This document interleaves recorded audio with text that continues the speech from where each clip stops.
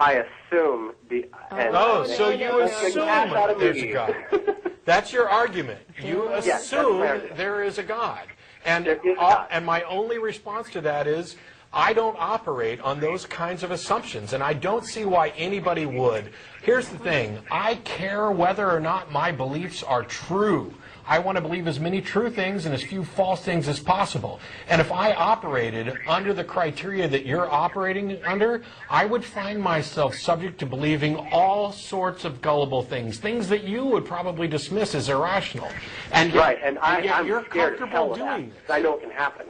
And yet, why do you make an exception for this one belief that you have? Because I have to know. Well, congratulations, Brooks. You still don't know. You just fooled yourself into thinking that you know. Right, but okay. responsibly doing with the best I can possibly do, and given that I am I think you can do better. I am doing the best I can do. I want a little bit more. I think you can do better, and I think the fact that you want more is great. Now go out and get more, and stop just assuming that you have an answer. But at a certain point, I find that my human efforts are inadequate. Yeah. And so I must trust in something. That is the most naked explanation I can do to get more. What is it that you're trusting in? What is it that you're trusting in? My explanation that God is omnipotent, omniscient, and omnipresent. So it's a big security blanket. And that those things, there is a collection of all of those things in this dimension, whatever you want to call it. You've just described a security blanket. Yeah. A security blanket, like faith. Yeah. Yeah. Well, so what I do, and I mean, okay, I'll call it a security blanket. Okay.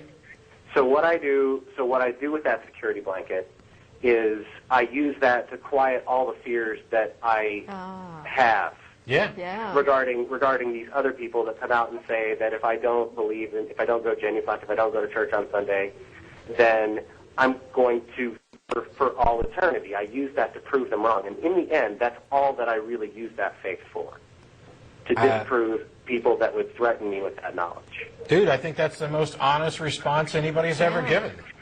Yeah, I have to have that faith so that I can use it to defend myself against people that would threaten me with that. And actually, I'd like you to get to the point where you don't have to have the security blanket, because the people who are threatening you don't have any evidence on their side. They haven't met their burden of proof.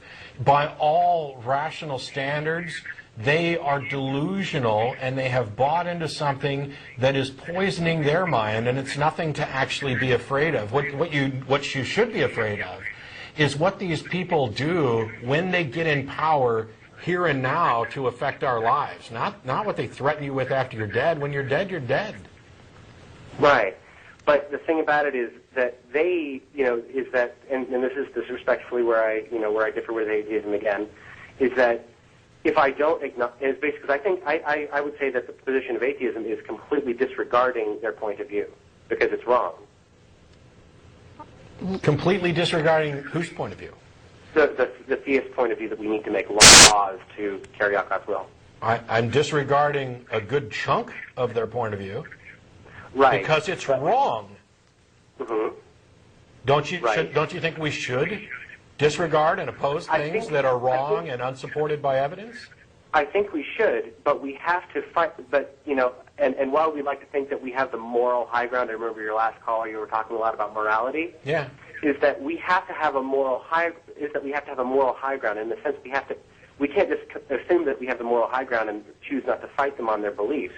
We have to be on their level, and that means we have to believe in a God in order to No, we don't. No, we don't. I don't have to be on their level. I don't have to believe in a God to let the world know that the Pope is an ignorant idiot when he says that condoms make the AIDS crisis worse. I know, it's horrible. It's I really don't. horrible. I don't have to believe in a God to let the world know that the representative from Illinois is a moron for walking in and reading from Genesis to say we don't need to worry about climate change. I agree. I have to believe in a God to let people know that people like Fred Phelps, who want to run around picketing funerals, are just evil pricks who deserve no consideration, and we should stop giving them television coverage. I do not have to sink to their level to do that. What this idea is, this is a product of the culture that we live in right now, where everything needs seemingly to be dumbed down. Everybody needs to get down to this level. Screw that.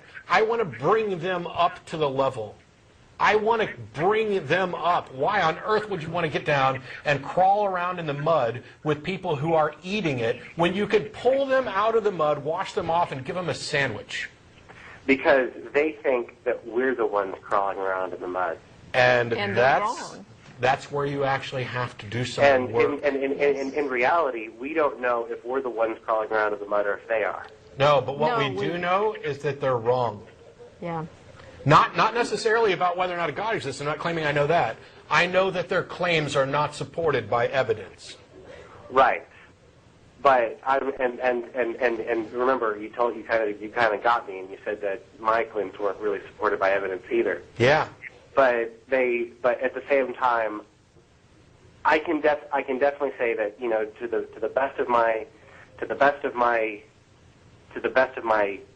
I guess ability and my best of my knowledge, I can't be proven wrong on this. Just as you're right. It's not our burden to prove you wrong. You're right. It's your burden to demonstrate that you've got some evidence to back up your claims. You know how many beliefs you could possibly have where you could just say you can't prove me wrong and therefore I'm going to stick with it? Do you realize that that's the basis for everything in cryptozoology? That that's the basis behind any alien UFO abduction thing, the reptilian conspiracy, every conspiracy theory, it's all on the you can't prove I'm wrong, so I'm going to cling to it. Let it go. Yeah, it's ridiculous, but a lot of it is, you know, and we can well, Hey, Brooks. I guess we can't really prove that. Yeah. I appreciate the call, but we've had 2 calls and we got like 14 minutes left in the show, so I'm gonna let you go so we get to the others. Thank you guys so much. Thanks a lot for calling, Brooks. I appreciate it. Bye bye.